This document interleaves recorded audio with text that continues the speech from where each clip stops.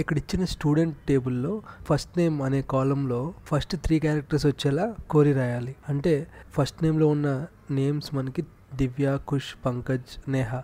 వీటిలో ప్రతి నేమ్లో కూడా ఫస్ట్ 3 క్యారెక్టర్స్ మాత్రమే ప్రింట్ అవ్వాలి. దీనికి ఎస్క్యూఎల్ కోరి ఎలా రాయాలో చూద్దాం. ఈ రిక్వైర్మెంట్ ఫుల్ఫిల్ చేయడానికి నేను యూజ్ చేసేది సబ్స్ట్రింగ్ ఫంక్షన్. సబ్స్ట్రింగ్ ఫంక్షన్ని ఒక పెయిర్ ఆఫ్ సిజర్స్ అనుకోవచ్చు. సిజర్స్తో మనం ఎలా అయితే క్లాత్ కానీ పేపర్ కానీ కట్ చేయడానికి యూజ్ చేస్తామో అలాగే ఈ సబ్స్ట్రింగ్ ఫంక్షన్ కూడా ఒక స్ట్రింగ్ని కట్ చేయడానికి యూజ్ చేయొచ్చు. సో ఈ సబ్స్ట్రింగ్ ఫంక్షన్కి మనం 3 పారామీటర్స్ పాస్ చేయాలి.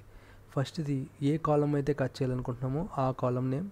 సెకండ్ది స్టార్టింగ్ పొజిషన్, అంటే ఏ పొజిషన్ నుంచి మనం కట్ చేయాలనుకుంటున్నాం ఆ పొజిషన్. థర్డ్ది ఎన్ని క్యారెక్టర్స్ కావాలో ఆ నెంబర్.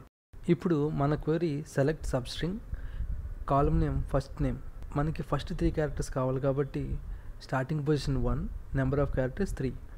యాజ్ రిజల్ట్ నేమ్, ఇక్కడ యాజ్ రిజల్ట్ నేమ్ అనేది ఏలియాస్, అంటే మనకు అవుట్పుట్ వచ్చినప్పుడు అవుట్పుట్ అంతా ఒక కాలంలో వస్తుంది కాబట్టి ఆ కాలం నేమ్ మనకి రీడబుల్గా ఉండేలా ఇచ్చే name. From student, A table మీద అయితే ఈ క్వెరీ రన్ చేయాలనుకుంటున్నామో ఆ టేబుల్ నేమ్ ఇవ్వాలి. అదే మన student table. So overall query select substring first name 1, 3 as a result from student. So ఈ క్వెరీ ఎగ్జిక్యూట్ చేస్తే మనకు అవుట్పుట్ ఇలా వస్తుంది. ఇక్కడ ఎలియాస్ నేమ్ రిజల్ట్ నేమ్ అని ఇచ్చాం కాబట్టి మన అవుట్పుట్లో కాలం నేమ్ రిజల్ట్ నేమ్ అని వచ్చి దాంట్లో ఫస్ట్ నేమ్ యొక్క ఫస్ట్ 3 క్యారెక్టర్స్ మాత్రం ప్రింట్ అవుతాయి.